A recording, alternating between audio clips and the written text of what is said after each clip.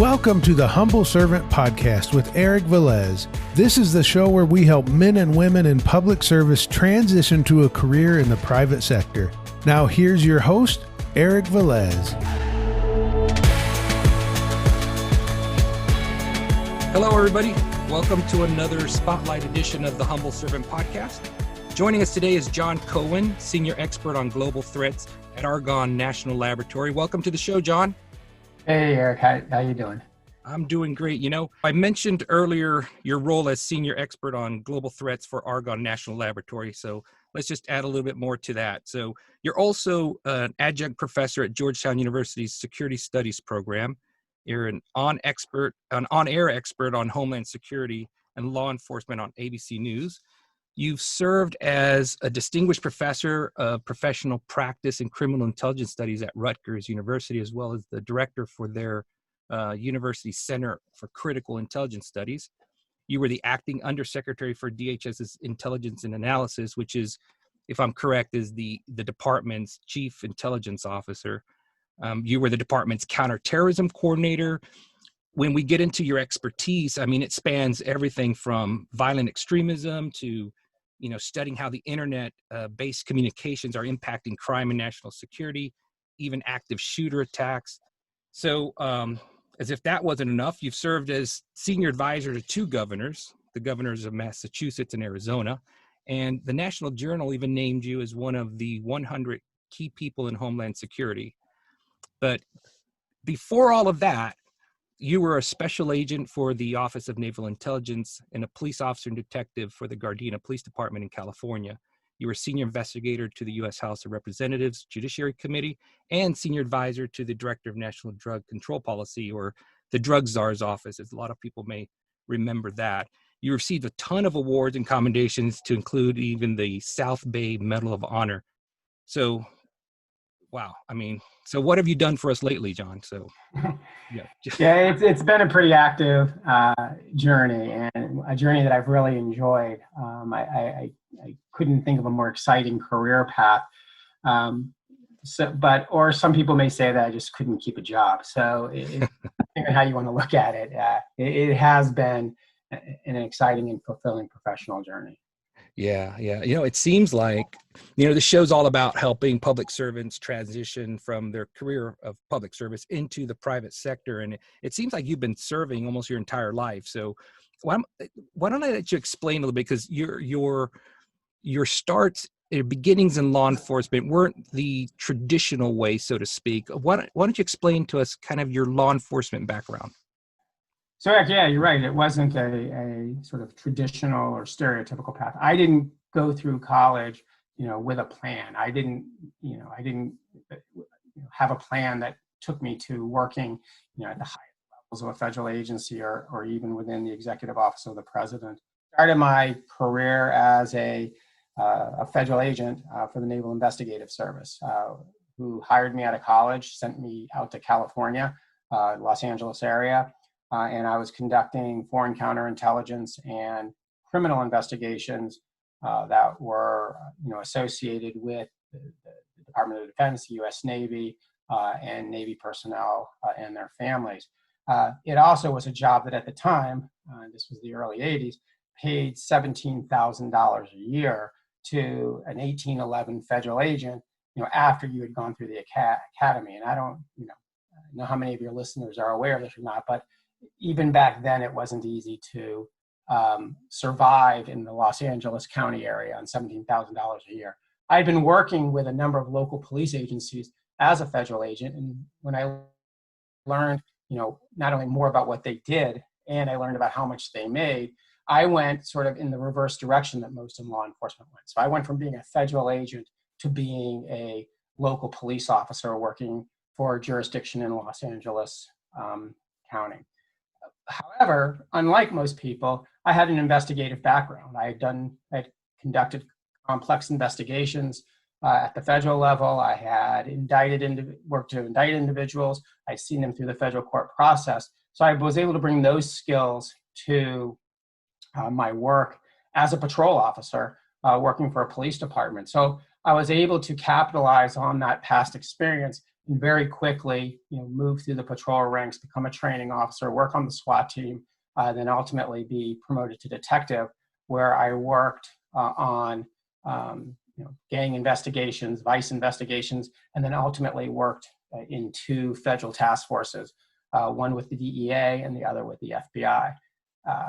I left Southern California, moved to Washington, became an investigator for a congressional committee, worked on a number of policy issues, conducted oversight. And I would say, the experiences, the investigative skills, but most importantly, the relationships I had gained through my time as a federal agent, or my time working as a police officer, and in particular, during my time being assigned to federal task forces, were assets that I was able to bring with me, not only to Capitol Hill, but in the subsequent years as I worked for the Office of the Director of National Intelligence, the Drug Czar's office, and even DHS. Yeah, John, I tell you, I mean, I every time I hear your story or I read something about what you've done, it's like I learned something new. It's just an amazing career of service to our country. Why don't we stick on that topic just a little bit more? Because one of the strongest areas of your professional brand is around maximizing all of these different experiences and the skill sets, and then marketing those to kind of gain opportunities and open doors for you. If we were to give a quick to-do plan to folks that have similar, very specialized skills, how can they use those in order to open a lot of the doors that provided such a great career for you? So as I think about my career, having worked both in public and private service, and having hired a tremendous number of people, both into government jobs and to private sector jobs, there's one observation that I have, and I think that is that people who work in public service, in particular people who work in law enforcement, have a tendency to understate the tremendous skill sets that they possess, skill sets that are transferable to any private sector company or government entity. And what I mean by that is you have the ability, just being in law enforcement, you acquire the ability to very rapidly assess a situation, develop a plan to address the situation, and then leverage existing resources at your disposal in order to resolve the situation. That is not a skill set that most people have. Some people are really good and have a lot of knowledge and can describe a problem. And other people are really good at taking direction and executing the solution to a problem.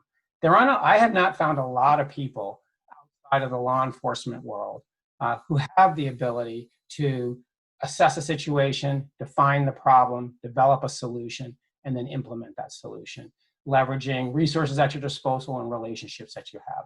So from a fundamental and foundational perspective, people who are leaving or transitioning out of law enforcement are bringing into the private and public sector a background and a foundation of experience that doesn't necessarily exist across the board.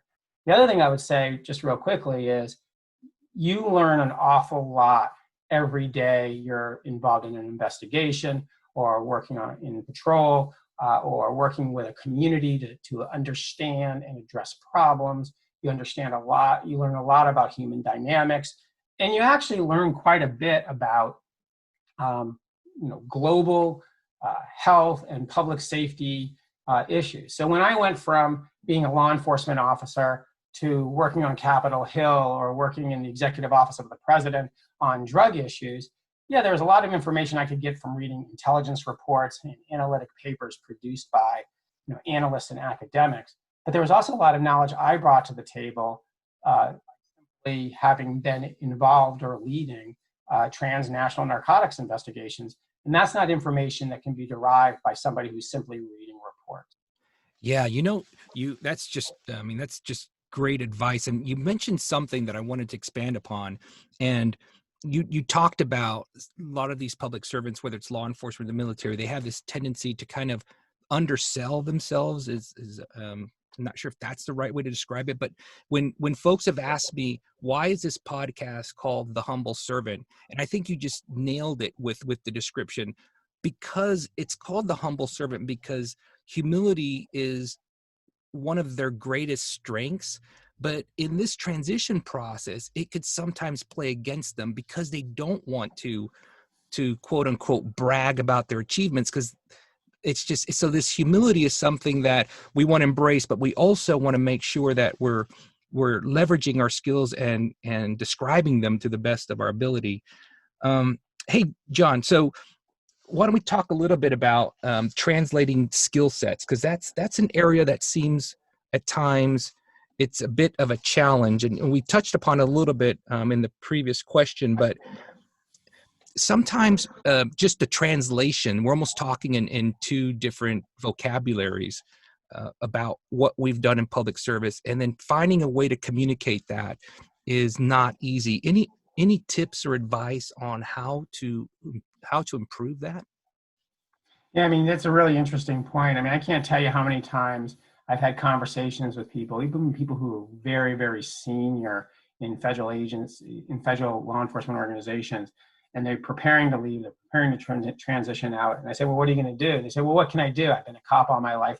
I'm going to go work at, security. I'm going to become a security executive for X, Y, and Z company. And that's great if you want to do that. But I mean, but don't do it because you feel that you're confined or you're forced in.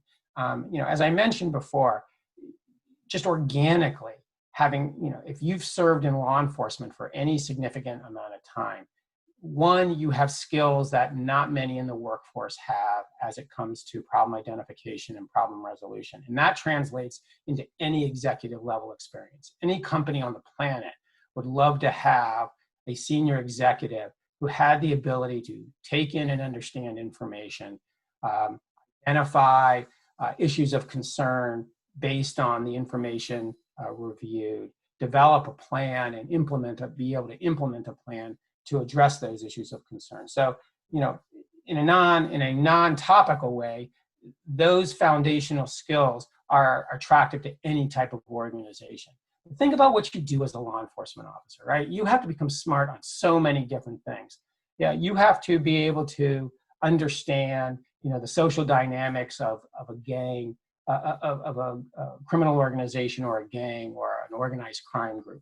You have to understand internet. If you're working in narcotics, you have to understand, international supply lines and transportation networks. You have to understand the international financial infrastructure if you're looking at money laundering. If you're working on human trafficking or homicides, you have to understand, the human dynamics and the psychology of individuals who would engage in that type of activity. If you're dealing with active shooter situations or targeted attacks, you have to be able to work with mental health professionals to understand behavioral characteristics associated with individuals who engage in that type of activity. So the bottom line is, if you've spent a significant amount of time in law enforcement, you know a lot of stuff. And you know a lot of stuff that many people you may be competing with for jobs do not know. And you certainly have a perspective, having worked in the operational role, that people who have studied these issues simply just do not have. Yeah, you mentioned something there too that just kind of reminded me, because I've been looking for ways to kind of specifically say this here means this, like say this way. And it's, I almost thought about, why don't I just create this kind of almost like a dictionary of terms. But one of the things that you mentioned was the logistic parts of, let's say, our folks in military service, is they're trying to get, whether it's ammunition, whether it's other types of, whether it's food or whatever it is, to the different troops, and how they manage that whole process. It may be called one thing in the military, it may be called logistics or something, forgive me, I don't know the exact terms, but in corporate America, we're talking about operational management and supply chain management. And the fact that you can do it in an environment under extreme stress and very, very difficult conditions I mean, says a lot about your operational management skills and your management of supply chain. And so that's a great example there of how this translation is so important in communicating your skill set. So no, I really appreciate that answer. That's just awesome. Hey, John, one of the areas I touch upon a lot, I published an article recently. It's all about networking, kind of it being the key lifeline. I can't say enough about how important networking is as far as opening new opportunities.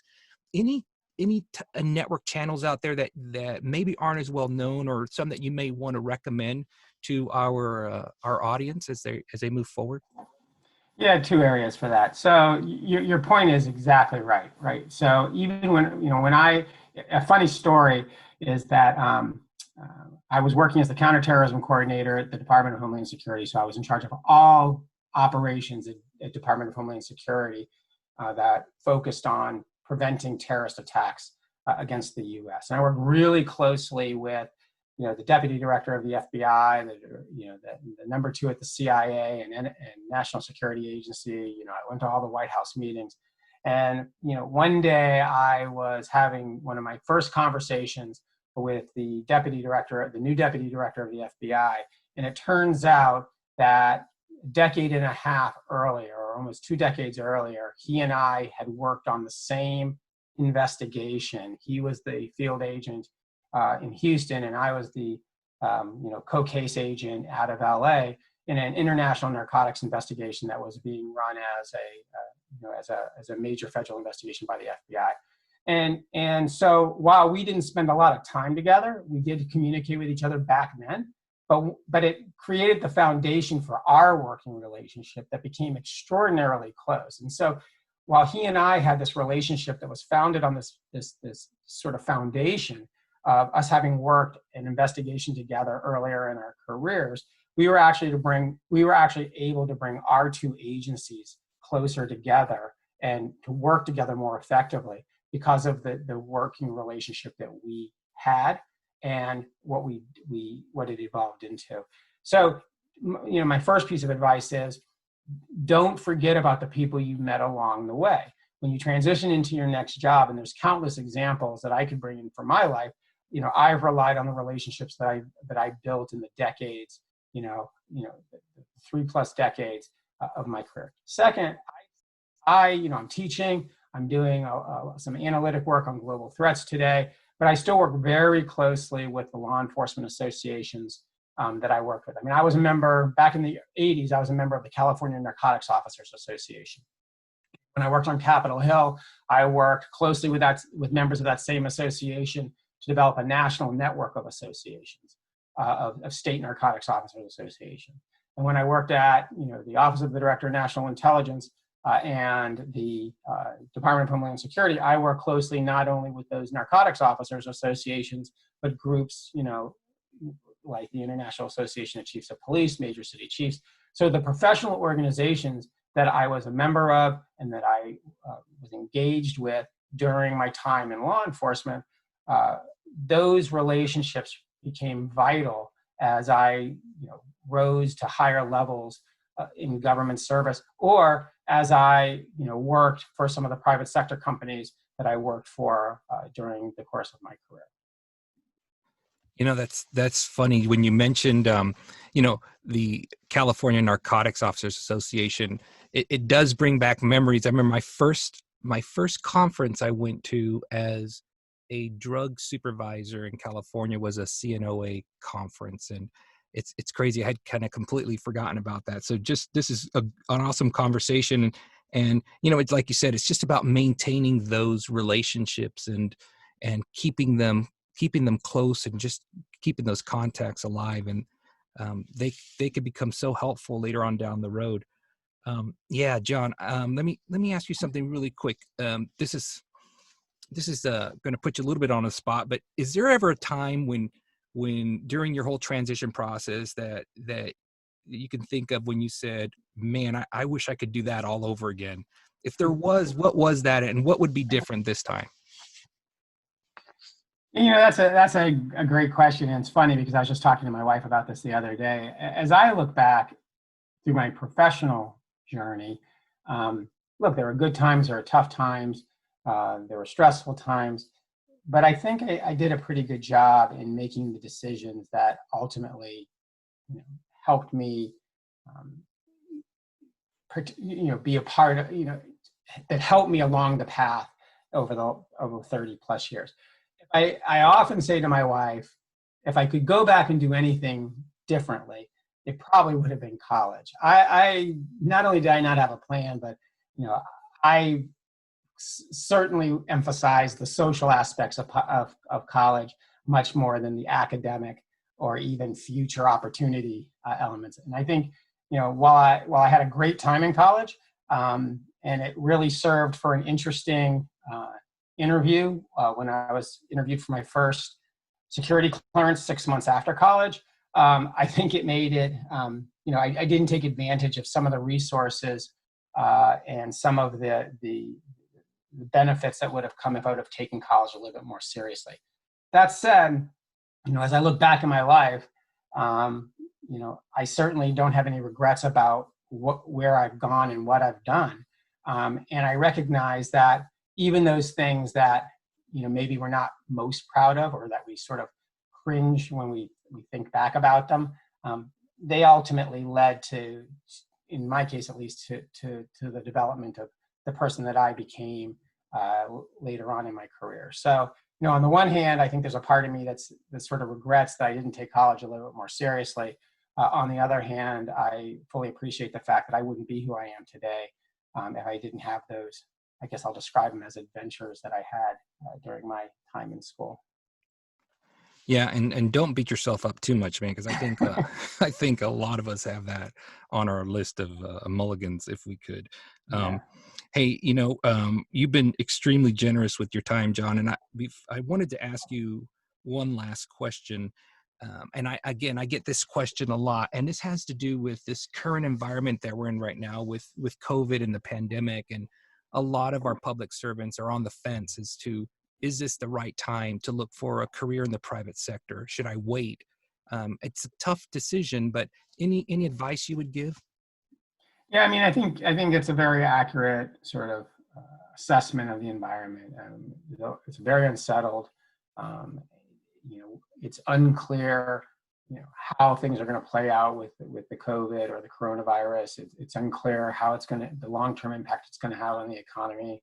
If you're looking to transition out of government and into the private sector, I know a lot of companies, they're just sort of keeping their powder dry until they see what's going on, what industry sectors are going to become the priority and what industry sectors, may have reduced operations. That said, sort of the guiding principle of my whole career has been based around a couple things. One, operate with integrity and honesty, and do what's right, even if it's not the easiest thing to do. But secondly, keep yourself open to assessing opportunities that come to you, and you never know when that opportunity is going to present itself. And when it does, you shouldn't make a decision based on emotion or frustration or stress. Think it through. If it seems like the right opportunity for you, even if the timing seems a bit off, then, and it makes sense, don't be afraid to take it. So yeah, these are tough times right now, and they're unsettled times, and eventually they'll stabilize, and we'll see sort of how things are going to be structured and where the priority industries are going to be. But there are still plenty of opportunities that present themselves. And my advice to your listeners would be, if those opportunities do arise, have a non-emotional, clear, evaluate them in a non-emotional and clear-headed way. And if it makes sense, don't be afraid to make the jump. I've made the jump a bunch of times, and the first one is always the hardest. But after that, as long as you think things through and you don't make decisions based on emotion, you should be in pretty good shape. Yeah, that's great advice, because it is a time in which a lot of emotions are coming up for many people. I remember I was asked this question a couple of days ago, And, one thing, it's like you said, you just don't know, because some of these positions in which they're more senior level positions, and I'll use a chief security officer as an example because I'm familiar with that. If the chief security officer, the head of security, decides this is the right time for them to retire or to move on, you still got to fill that position. Some of these are very critical jobs that need to be filled, especially in the area of security and stuff. So you simply don't know. But I do know that you can't use this time to say, let me put a pause on getting ready for it. And some of this downtime in certain places, not everybody has downtime, but those who do, this is a great time to start thinking through about your network. Where can you improve on that? What are some of the things you can do to help your resume, to build upon that? So just a lot of things to think about. And, John, this has been awesome. I mean, I could talk to you for hours, and I feel like we're gonna have to do this again. And so I can kind of dig in deeper into some of the things that you mentioned, but I want to thank you. But before I let you go, is there any place that people could learn more about you, or if they wanted to get in touch with you, what would you say? Where would you point them to? I'm on LinkedIn. That's probably the easiest way to shoot me a message on LinkedIn. And I'm happy to, as all my friends know, I'm happy to talk about pretty much anything. So feel free to if you have questions, you can just find me on LinkedIn. It's John Cohen, and if you put Georgetown, it pops right up, and I'll get back with you. Yeah, thanks, John. Thanks again for being on the show. And I just want to remind all the listeners to, go to the website, thehumbleservant.net, and all the episodes are there, and it allows you to follow the show through all the different platforms. And I want to thank each and every one of our listeners for what they do to keep us all safe. So take care and be safe.